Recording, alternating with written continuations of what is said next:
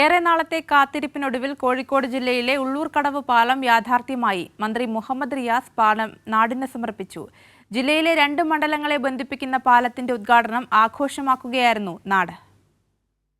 ബാലുശ്ശേരി മണ്ഡലത്തിലെ ഉള്ളേരിയെയും കൊയിലാണ്ടി മണ്ഡലത്തിലെ ചെങ്ങോട്ടുകാവിനെയും ബന്ധിപ്പിക്കുന്നതാണ് ഉള്ളൂർക്കടവ് പാലം.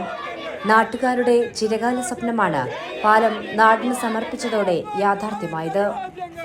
മന്ത്രി മുഹമ്മദ് റിയാസ് ഉള്ളൂർക്കടവ് പാലം ഉദ്ഘാടനം ചെയ്തു. വർഷങ്ങളായുള്ള സ്വപ്നം പൂവണിയുന്നത് ആഘോഷമാക്കി മാറ്റുകയായിരുന്നു പ്രദേശത്തുകാർ.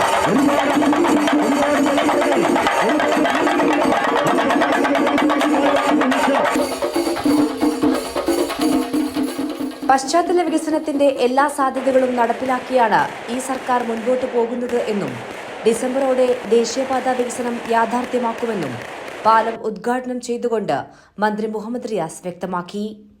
ഇനിയും 50ഓളം പുതിയ പാലങ്ങൾ ഈ സർക്കാരിന്റെ കാലത്ത് തന്നെ പൂർത്തീകരിക്കാനാകുമെന്നും മന്ത്രി പറഞ്ഞു. 30ലധികം പാലങ്ങളുടെ നിർമ്മാണം ഇപ്പോൾ പൂർത്തീകരിച്ച് നാടിന് സമർപ്പിക്കാനായി. 100 പാലങ്ങളുടെ നിർമ്മാണം നടന്നുകൊണ്ടിരിക്കുകയാണ്. അതിലൊരു 50 എണ്ണമെങ്കിലും ഈ ഗവൺമെന്റിന്റെ കാലാവധിയിൽ പൂർത്തീകരിക്കാനാകും എന്ന് തന്നെയാണ് ഞങ്ങൾ ഉറച്ചു വിശ്വസിക്കുന്നത്.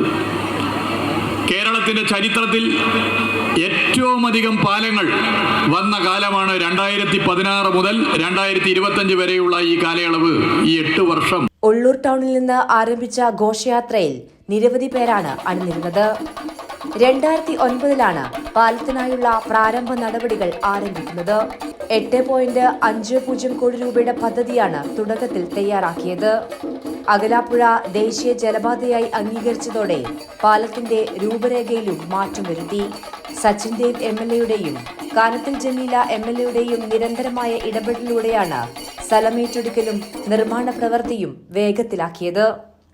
18.99 കോടി രൂപ ചെലവഴിച്ചാണ് പാലപ്പണി പൂർത്തീകരിച്ചിരിക്കുന്നത്. ഉദ്ഘാടന ചടങ്ങിൽ ജനപ്രതിനിധികൾ ഉൾപ്പെടെ നിരവധി പേർ പങ്കെടുത്തു. കൈരളി ന്യൂസ്, കോഴിക്കോട്.